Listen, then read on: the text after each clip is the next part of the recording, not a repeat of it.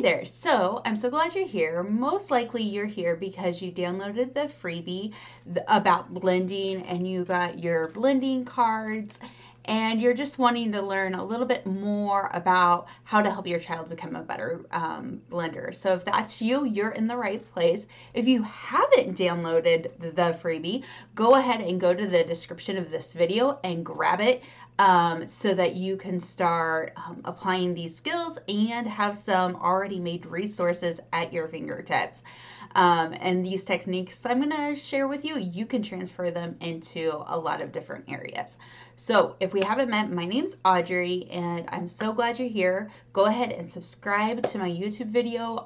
I will be sharing tips and tricks and resources on how to help your child become a stronger reader and just grow in his or her literacy experience. So let's go ahead and get started. So the first thing is, what is blending? So blending is when you're taking the individual sounds and you're sticking them, or I like to call it gluing them together to form the word. And usually we're doing blending while we're looking at the letters on the page, figuring out that sound, and then doing the next sound and connecting those together. A lot of kids, have you ever experienced like they might go at dinosaur or d mad, and they just add different sounds or omit sounds.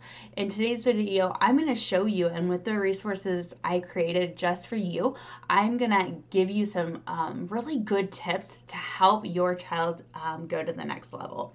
So let's jump onto my document camera and take a look.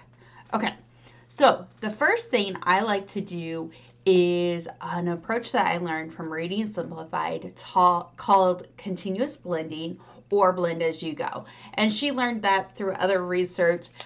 Different people have used it in the past, but this is really game changer whenever the kids, either their processing memories slow, or they just have a hard time remembering the past sounds.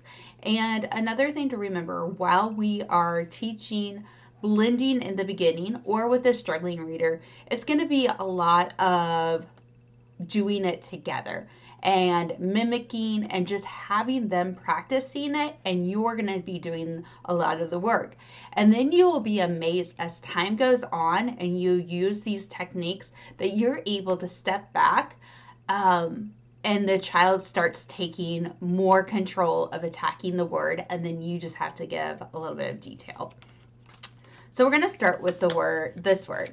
So say they read it and they go it, and they say tip. Okay.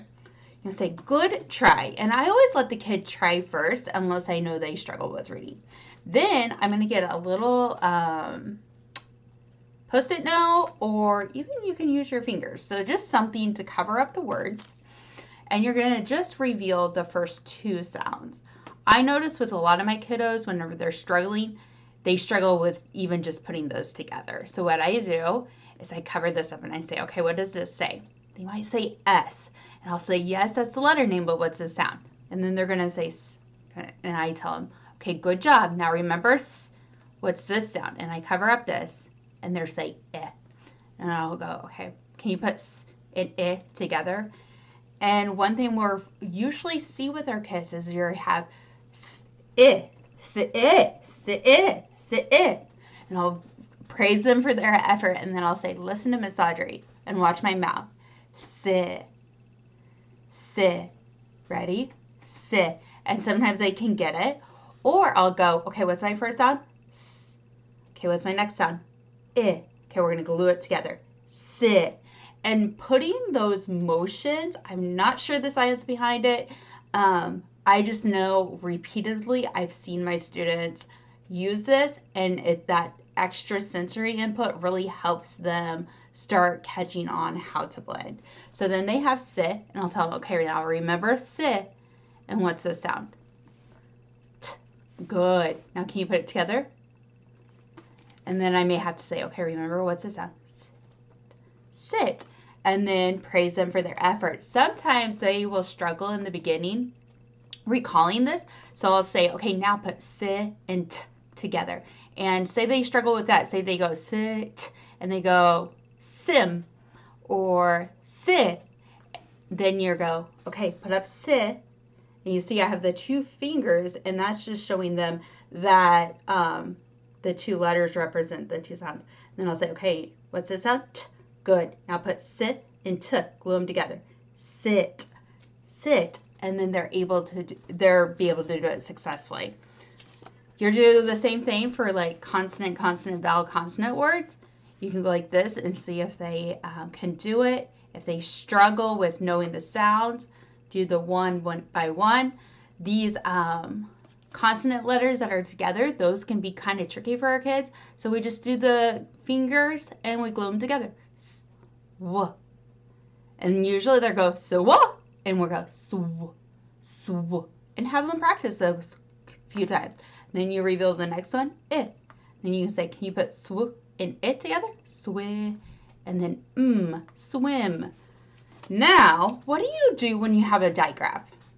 Okay, so a digraph is when those two letters are together and they make one sound, like the SH makes the sh sound, or the CH makes the ch sound. Or in this case, we can think, what does the KN say? That makes the N sound.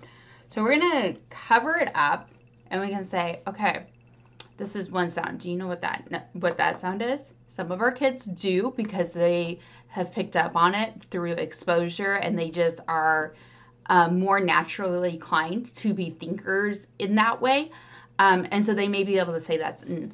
And then if not, you can just tell them. And then why I like to laminate this is because then I can take a dry erase marker and I can underline it and say, okay, this is going to make the N sound. That's one sound, N. And then I'll just cover it up and I'll ask them again, what's that sound? N. Good. And I'll cover it up. What's the sound? I. Okay, put N and I together. N. What's the sound? T. Can you put N and T together? Knit. And then you just gradually release, which means that you are having them try to retrieve the information, and you are doing less speaking, and you're just giving the feedback of try again, or that sound says, say they say ah there, you can say that says I.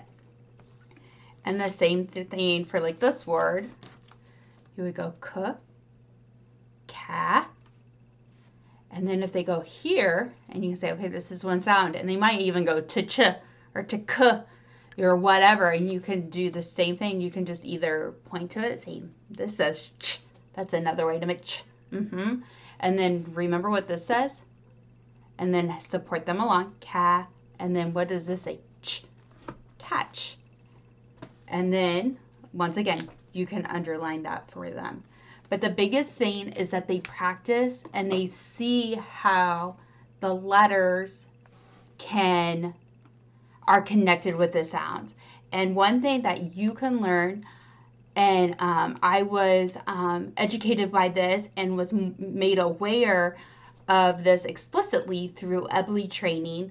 And I'll mention in the comments the different programs I've mentioned in the past that has helped me become a better educator and even a better reader myself. And so the English language is made up, or one sound can be represented up to 4 letters. So we can have like the word so. If we do the sounds, we have s, o, so, s, o. So that's 2 sounds. And then it can have 3 sounds. So we could, or one sound can have 2 letters. So like in P, I dropped a P on the floor. We have P, E, P, E, and then it can have 3 letters, like in high, I, H, I, and then like in weigh, like how much do you weigh? Oops, that's not a proper question. We can do w, a, w, a.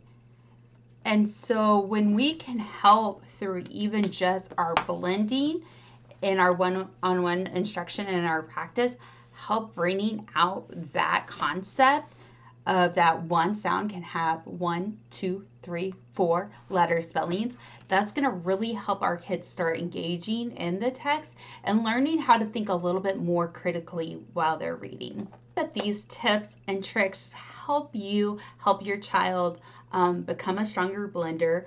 Practice with the cards. You can do so many things. Read that description on the cover. Feel free to email me or comment below if you're stuck at a certain place, or would like to see some more examples of this in action, because I'm here to help you, because I believe that even the most struggling student can continue to make progress and become a strong reader if he has the right tools and the patience in building each step of the process. So until next time, enjoy your day and have a great one. Bye.